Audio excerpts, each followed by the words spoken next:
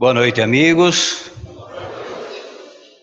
O pessimista entende que nada está tão ruim que não possa piorar. O otimista, entretanto, considera que nada está tão bom que não possa melhorar. O boa noite foi bom. Mas como eu sou otimista, acho que pode melhorar. Boa noite, gente. Viu? Toda vez que a gente tenta melhorar, nós conseguimos. Temos apenas que tentar. Mas antes de iniciarmos o nosso bate-papo da noite, a nossa reflexão, queria manifestar a minha alegria de estar mais uma vez nessa casa que nós já pertencemos há tantos anos.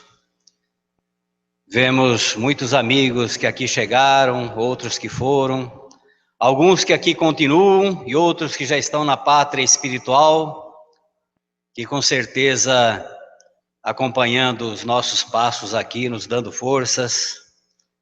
Então é sempre uma alegria vir aqui, abraçar os amigos da casa e receber o carinho dos amigos espirituais que estão do outro lado, que eles estão sempre aqui conosco. Então, meu agradecimento pela oportunidade de mais uma vez estar aqui no Caminho da Luz, essa casa maravilhosa que nós estivemos aqui desde o princípio e que vimos crescer e florescer e dar tantos frutos. Hoje nós queremos falar sobre um tema interessante, que na semana passada a televisão, a mídia, jornais, internet foi bombardeada pelo noticiário daquele rapaz que partiu tão precocemente, quando tinha pela vida tantas possibilidades de sucesso, uma vida plena de realizações, no auge de uma carreira muito promissora. E esse acidente nos leva à reflexão de como a vida é frágil. Hoje nós estamos aqui, amanhã não sabemos. O amanhã a Deus pertence, como diz o Evangelho. O ser humano é frágil e a gente vive de uma forma tão intensa, a gente esquece que o amanhã pertence a Deus. E diante de um acontecimento doloroso que chocou a maior parte das pessoas que conheciam o artista e outros que não conheciam, ficaram conhecendo, nos chamou a atenção um pronunciamento mais do que justo do pai, do genitor daquele rapaz, que diante de um acontecimento tão doloroso, que apanhou todos nós de surpresa, imagino o sentimento daquele pai, quando acordado no meio da noite recebe uma notícia de um acontecimento tão triste, que chocou todos nós, se chocou cada um de nós. Imagina o pai, a mãe daquele rapaz e daquela moça. É natural que quando acontece alguma coisa que nos toca o coração, o ser humano se desespera, ele fica desarvorado, questionando muitas vezes a bondade de Deus. E aquele senhor, no auge da sua dor, ele fez um questionamento: aonde estava Deus? Porque dizia ele que todos os dias ele orava para que Deus protegesse o filho. E quando ocorre um fato como esse, aquela pessoa que na intenção de pedir a proteção busca o poder da oração, e aí vem um acontecimento como esse, a pessoa ela se desequilibra, ela se desarvora, falta o chão, e ela se questiona porque muitas vezes a pessoa pergunta: o que é que valeu a minha fé? O que é que valeu a minha oração? Se tudo que eu pedi não aconteceu, a única coisa que ele queria é que a vida do filho fosse preservada. Isso pode acontecer com qualquer um de nós. Foi um caso de um artista famoso, mas pode ser com qualquer um de nós. No momento da perda de um ente querido, porque a ordem natural das coisas são os filhos enterrarem os pais. E quantas vezes nós vemos pais enterrando filhos? Eu já tive amigos, já tive pessoas na minha família, e confesso para vocês, a dor maior, a dor da alma, ela é insuportável. Porque quando você tem uma dor física, você vai ao médico. Ele receita um analgésico, receita um medicamento, aquela dor vai passar com a ação do medicamento. Mas a dor da alma, a dor do sentimento é algo terrível. E qualquer um de nós estamos sujeitos a isso. Então, eu vi outras pessoas já na minha vida, diante de acontecimentos como esse, perguntarem: aonde estava Deus que não impediu que isso acontecesse? Uma tragédia em que morrem crianças, que morrem pessoas idosas, que morrem pessoas de bem. Por que que aquilo aconteceu, meu Deus?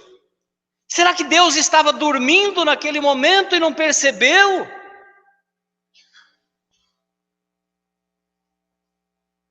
E a doutrina espírita tem que dar resposta a essas coisas, a esses questionamentos.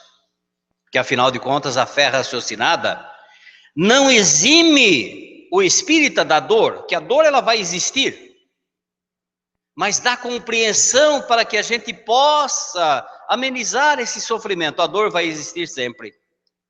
Eu tenho ouvido pessoas comentarem: ah, vocês espíritas é bom, porque quando parte algum ente querido da família, vocês não sofrem tanto.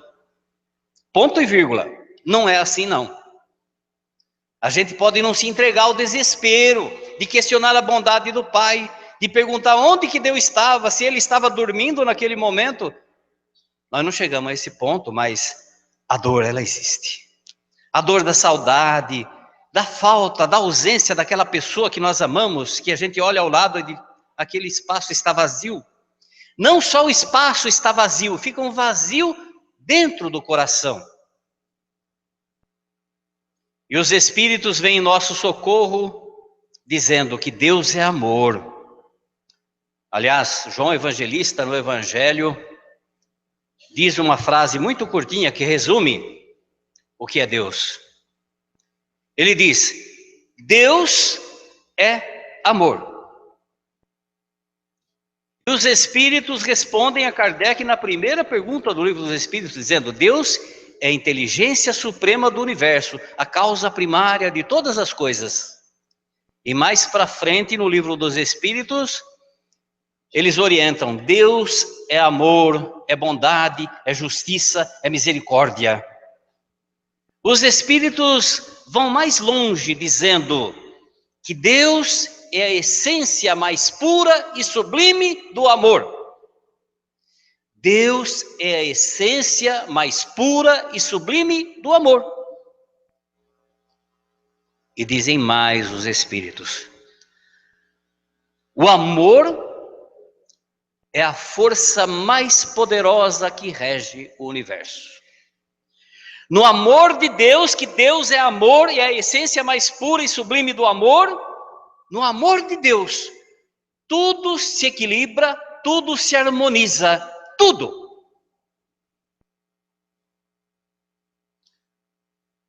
O ser humano ainda está distante de entender a dimensão e a grandeza do amor de Deus pelo ser humano. Eu vejo às vezes pessoas questionando: mas se Deus nos ama tanto, por que nos coloca no mundo para sofrer? Porque nascem criaturas com tanto sofrimento, com deformidades físicas, com deficiências das mais diversas. Por quê? E diante de uma situação difícil que a pessoa atravessa, eu já ouvi pessoas dizendo, diante de uma perda assim irreparável, dizendo: meu Deus do céu, se você é bom, se você é amor, se você é misericórdia, por que permitiu que isso acontecesse? Então vamos de novo à explicação dos Espíritos, que dizem que Deus é amor, é a essência mais pura e sublime do amor. E fora do amor nada existe. Então, nós precisamos entender esse amor de Deus. E para tanto temos que lançar uma analogia do amor humano, do ser humano. O ser humano está engatinhando, está iniciando a soletrar as primeiras palavras do alfabeto do amor. Nós ainda não aprendemos a amar realmente como Jesus veio nos ensinar, que é o amor de Deus. Jesus, pelo amor do ser humano, ele esteve entre nós, se submeteu a todas as injunções da matéria, sofreu tudo que tinha que sofrer, sem nenhum privilégio. Porque foi ele mesmo que disse: eu não vim destruir a lei, mas dar cumprimento a ela. Por amor, Jesus esteve entre nós e aconteceu o que aconteceu. E nós ainda não entendemos Jesus.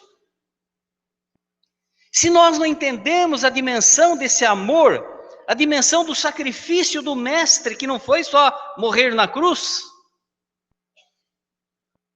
como é que nós vamos entender a dimensão do amor de Deus por nós? A nossa comparação, a nossa forma de analogia é muito material, muito humana, porque o nosso amor, que nós ainda estamos começando a soletrar as primeiras palavras desse alfabeto, é um amor ainda possessivo. É o meu namorado, a minha namorada, a minha esposa, meu filho, meu esposo, tudo é meu. Mas é válido esse amor, porque é o princípio, começa assim mesmo. Mesmo que seja o amor possessivo, é o princípio. Esse amor vai se sublimar. Então o que acontece?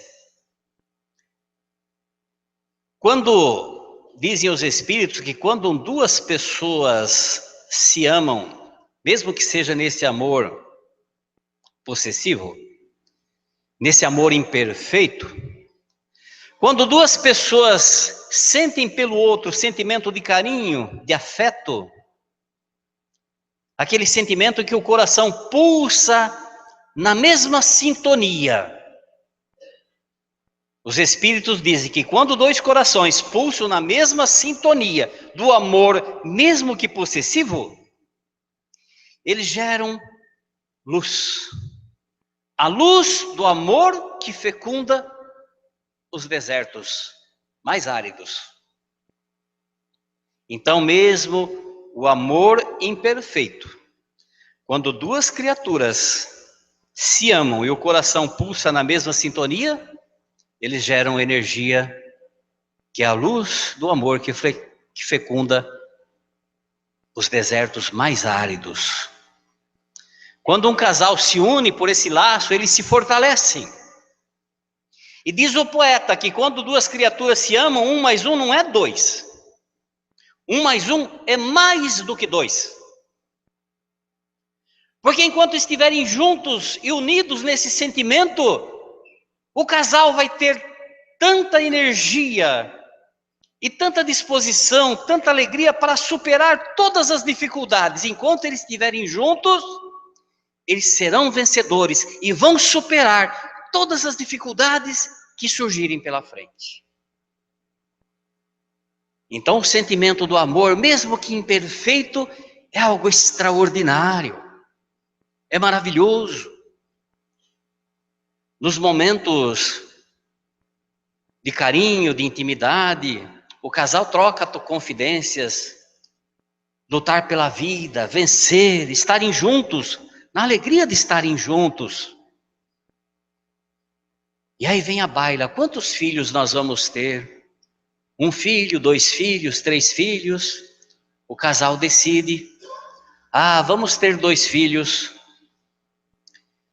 Se nascer um menino, o marido diz, eu quero que se chame Pedrinho. E a esposa diz, se vier uma menina, eu quero que se chame Mariazinha. E a esposa fala, se vier um menino, eu quero que seja parecido com você, que tenha a tua fisionomia. E o marido corresponde, ou tem que corresponder, né? Se vier uma menina, eu quero que se pareça com você. Olha que coisa interessante, gente. Os filhos ainda não existem. Os filhos ainda não existem, mas eles já existem no pensamento e no sonho do casal. Os filhos não existem, mas eles já têm nome e já têm até fisionomia. Eles já mentalizam no pensamento como é que vão ser os filhos. E qual pai que não gosta, que não imagina o melhor para o filho? Qual pai, qual mãe? O amor que a gente sente por aquela criatura que ainda não existe, a gente já faz planos, pensando, nós vamos querer que os nossos filhos façam aquilo de melhor que possa, que eles possam estudar, crescerem, evoluírem, se tornarem, quem sabe, um doutor. Os filhos não existem ainda, mas já povoa o pensamento, os sonhos dos pais. Já tem nome, já tem fisionomia. Os filhos ainda não existem, mas os pais já planejam um futuro para aquele filho. E os pais amam tanto os filhos, olha, o amor é tanto, gente, que eu vejo muitas pessoas dizendo, olha, pode fazer o que quiser comigo, mas se mexer com o filho meu, porque dói. Eu imagino as infortunadas e as infelizes mães de bandidos, de facínoras que estão na cadeia. Ele pode ser um bandido, pode ser um facínora para a sociedade, mas para aquela mãe, ele é um filho, ela vai visitar ele na cadeia. E certamente ela afaga os cabelos daquele filho. Pode ser o que for, mas é o filho. Nós amamos demais nossos filhos, queremos o melhor para eles. E se a gente pudesse, a gente sofreria no lugar deles. Nós tomaríamos para nós aquela carga de sofrimento, se a gente pudesse poupar os nossos filhos de sofrimento. Isso é apenas para a gente ter uma pálida ideia do amor de Deus por nós. Eu já contei esse segredo aqui, mas vou contar de novo, porque pode ser que alguém não estava aqui ou quem estava esqueceu. Eu vou contar um segredo para vocês. O segredo é o seguinte: antes de nós existirmos,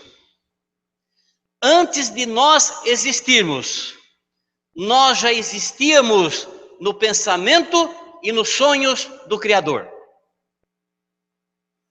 Ele já pensava em cada um de nós. Nós já existíamos nos sonhos do Criador, ele já pensava em nós com muito amor e com muito carinho.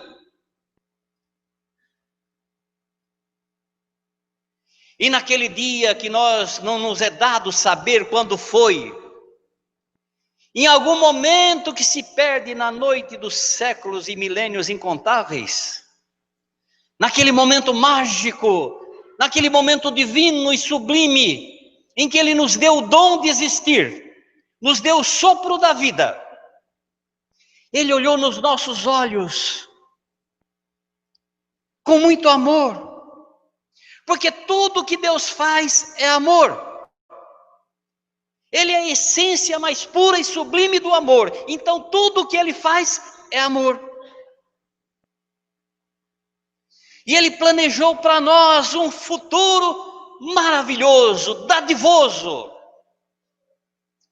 um futuro extraordinário. Ele nos criou para sermos felizes e um dia atingirmos a perfeição, que é o destino de cada um de nós.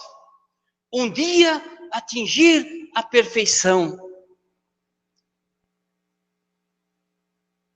E naquele momento em que Ele nos criou, naquele momento maravilhoso, que Ele nos olhou fundo nos olhos, Ele permitiu que nós caminhássemos na nossa jornada, nessa grande aventura do Espírito, que é a nossa jornada em direção à perfeição. Essa é a grande aventura do Espírito, é a jornada em direção à perfeição. Nos deixou leis. Nós brincamos com vocês no início, a gente pode melhorar. Aliás, esse é o nosso objetivo, é melhorar cada vez mais, é nos tornarmos melhores. Porque a gente só vai atingir a perfeição se nós caminharmos, se evoluirmos. A evolução é uma necessidade. Eu tenho que evoluir. E os Espíritos nos orientam que tem apenas 2 caminhos para a evolução. 2 apenas. O primeiro é pelo amor. O ser humano, quando ele aprende a amar, ele supera todas as dificuldades, as barreiras, e o amor é tão grandioso que cobre a nossa multidão de pecados. O amor é a força irresistível que nos impulsiona para frente, faz com que nós superemos as dificuldades do dia a dia, porque o amor é maior do que tudo, é a maior força que rege o universo. Então, 2 caminhos para a evolução. O primeiro é pelo amor. E o segundo? Não ouvi? Pela dor.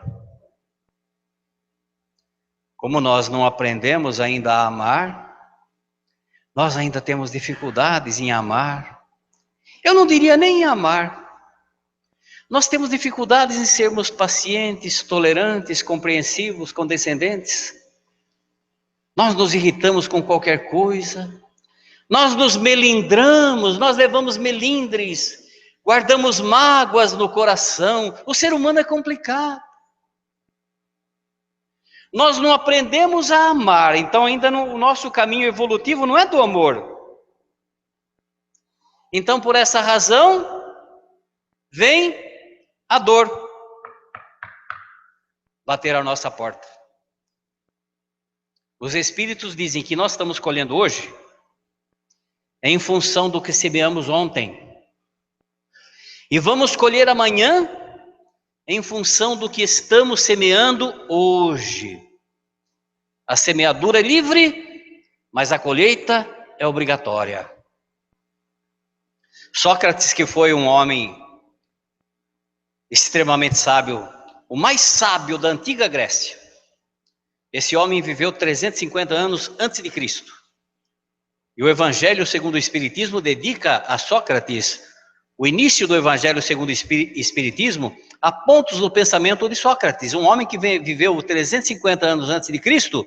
E quando nós lemos o pensamento de Sócrates, nós surpreendemos, nós temos surpresa extraordinária diante da convergência do pensamento socrático com o pensamento do Cristo, com o pensamento cristão, com o Evangelho. Esse homem, quando chegou no oráculo de Delfos, na antiga Grécia, que estava escrito no pórtico, no portal do oráculo de Delfos, o conhece-te a ti mesmo, ele aplicou para ele. Ele passou a uma introspecção para conhecer a si mesmo. E passou a observar ao seu redor. Era um homem que gostava de ensinar os jovens. Ele ensinava nos campos, ele observava a flor que desabrochava no chão, a semente que germinava, a chuva que caía, o vento que soprava. Ele observava tudo na natureza e em tudo ele via perfeição. Nas noites estreladas ele observava o céu, a dimensão do universo, e diante daquela grandeza da criação ele emitiu um pensamento que serviu de roteiro para a sua vida, quando ele disse: eu só sei que nada sei. Aquele homem sábio, extraordinário, diante da grandeza de Deus, ele se achou tão pequeno, que ele dizia que o que ele sabia não era nada. E o Espiritismo vem resgatar isso daí, trazendo o Evangelho do Cristo e trazendo o conhece-te a ti mesmo. Que quando nós passamos a introspecção do conhece-te a ti mesmo, nós precisamos olhar para nós mesmos e não ter medo do que estamos vendo. Nós temos que ter consciência de quem somos nós, das nossas virtudes, dos nossos defeitos, e fazer alguma coisa para melhorar, porque não adianta nós simplesmente virmos ao centro espírita, ouvirmos palestras, passar pela desobsessão, tomar água fluidificada e continuar do mesmo jeito. A dor vem bater a porta, porque a gente não aprende pelo amor, a dor vai nos fazer andar. Ainda é pela dor que nós caminhamos. Mas voltando ao Espiritismo, nos traz a reflexão da reforma íntima, porque quando nós tomamos conhecimento dos postulados da doutrina espírita, que nós vislumbramos horizontes muito distantes, a doutrina espírita nos seus postulados nos permite ver além do horizonte. O ser humano, quando ele passa a ter essa visão, ele passa a ter uma consciência nova. Uma nova consciência de quem é ele. Do que está fazendo aqui. Qual é o seu destino? E aí acontece uma coisa extraordinária. Quando o ser humano passa a ter consciência de si mesmo, ele se encontra. O mais importante é nós nos encontrarmos, saber quem somos nós. E aí ocorre algo extraordinário. Quando o ser humano se encontra, ele tem uma surpresa grandiosa, extraordinária, porque quando ele se encontra, ele encontra Deus dentro de si. O ser humano, quando ele se encontra, ele encontra Deus dentro de si. Tem pessoas que dizem: eu estou em busca de Deus. Eu vou dizer para vocês: Deus está em toda parte. Deus está em tudo. Mas você não vai encontrá-lo em lugar nenhum, se não encontrá-lo primeiramente dentro de você. As pessoas às vezes procuram Deus naqueles templos suntuosos, edificados em mármores importados, em pedras importadas. Às vezes as pessoas procuram Deus nas religiões, procuram Deus em altares erigidos com filigranas de ouro, cravejado com pedras preciosas. Deus não está aí. Deus não está em lugar nenhum se você não encontrá-lo em você mesmo. Porque nós somos o templo. Nós somos o templo sagrado, onde o Altíssimo habita. Ele habita em cada um de nós. Ele habita na nossa intimidade. Nós somos uma partícula divina que teve origem no próprio Criador. Nós somos uma partícula divina. Os cientistas ainda, alguns anos atrás, construíram aquele enorme túnel para que provocassem colisão entre partículas, porque eles queriam encontrar a partícula divina que deu origem ao universo. O Boston de Higgs, como eles dizem. Eles não precisavam fazer tudo aquilo, gente. Era só ler um pouquinho Kardec e ia descobrir que a partícula divina somos nós. Habita em nós. Jesus dizia: não cai um fio de vosso cabelo sem que o Pai o saiba. Eu vou dizer uma coisa para vocês. Como Deus habita na nossa essência, como Ele está dentro de nós, Ele acompanha o passo de cada um de nós. Ele sabe o que acontece contigo. Ele sabe das suas lutas, das suas dificuldades. Ele conhece as suas lágrimas. Ele acompanha seus passos a cada momento. Ele está sempre contigo. Ele conhece os seus pensamentos mais secretos. Ele conhece seus pensamentos mais íntimos. Ele conhece os seus pensamentos e os seus sonhos mais sagrados. Porque Ele habita em ti. E Ele sabe da sua possibilidade, porque Ele conhece o material que você foi criado. E Ele espera pacientemente que você se encontre. E se encontrando, você encontre Ele dentro de você. Tem uma expressão oriental que eu acho linda, extraordinária. E o bom do Espiritismo é isso, a gente aproveita tudo que é bom. Aquilo que não nos serve, deixa para lá, mas aquilo que é bom a gente traz.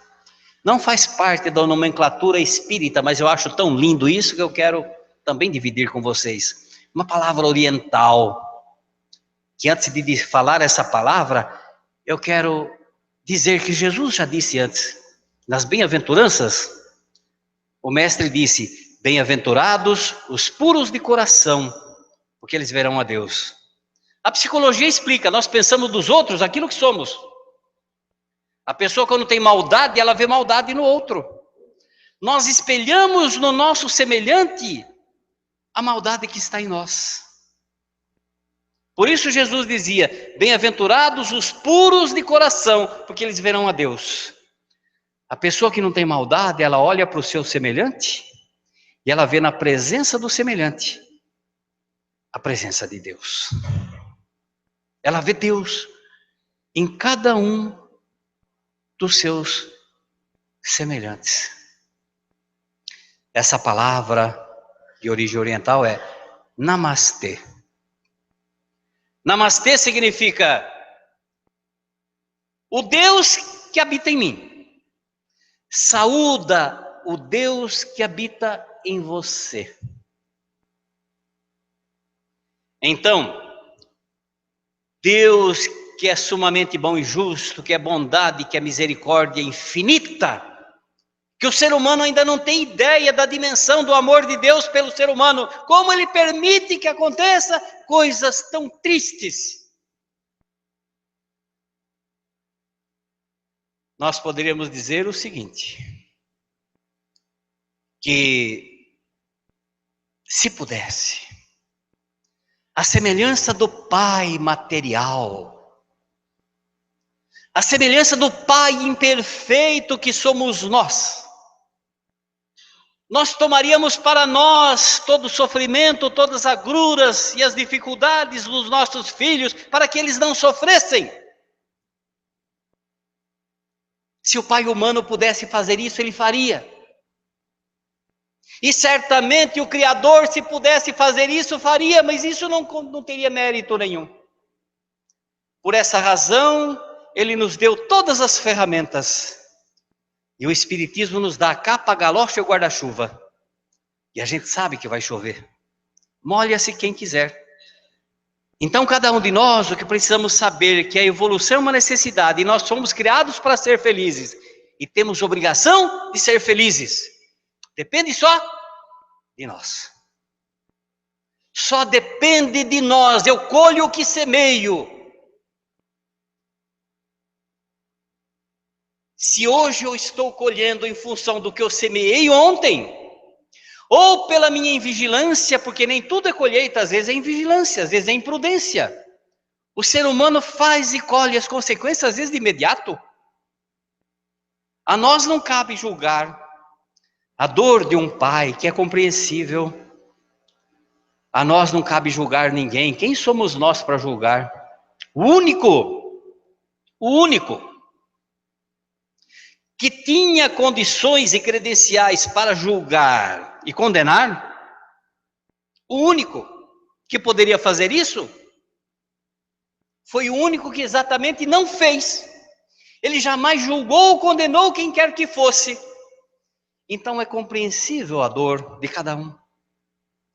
Mas nós temos que ter consciência. Saber o que é a vida espera de nós. Saber que nós temos que evoluir, porque a evolução é uma necessidade do espírito. E que temos apenas 2 caminhos para a evolução, pelo amor ou pela dor. A escolha é nossa. Então, é importante que tenhamos a fé. A fé da oração, de pedir, de implorar, de clamar. Mas a fé sem obras, a fé sem a transformação da criatura, a fé que não faz do ser humano uma criatura melhor, que não permite que ele seja um esposo mais compreensivo, uma esposa mais amorosa, um filho mais dedicado, um cidadão mais consciente, uma criatura mais paciente, mais tolerante. Se a fé não fizer isso do ser humano, não adiantou nada. A fé sem obras é um jardim sem flores. Então tenhamos fé. Vamos ter fé, rogar, implorar, mas junto com a fé, coloque as mãos a serviço do bem. Transforme o teu sentimento. Transforme as suas disposições íntimas. Procure semear uma boa semente. A despeito das dificuldades que você vive hoje, porque nós não sabemos o que nos reserva amanhã. Mas nós podemos mudar tudo na ação do amor. Nada é definitivo na vida a não ser a morte. Mas eu posso mudar o meu amanhã com a atitude de hoje. Então, concluindo o nosso bate-papo dessa noite, a nossa reflexão, eu quero deixar com vocês uma pergunta. Uma pergunta para vocês levarem com vocês, no íntimo, na consciência. Se hoje eu estou colhendo o que eu semeei ontem, eu vou colher amanhã de acordo com a semeadura de hoje. Então a pergunta é: o que é que eu estou semeando hoje? Que a paz de Jesus, o nosso Divino Mestre, que a paz de Deus esteja no coração de todos.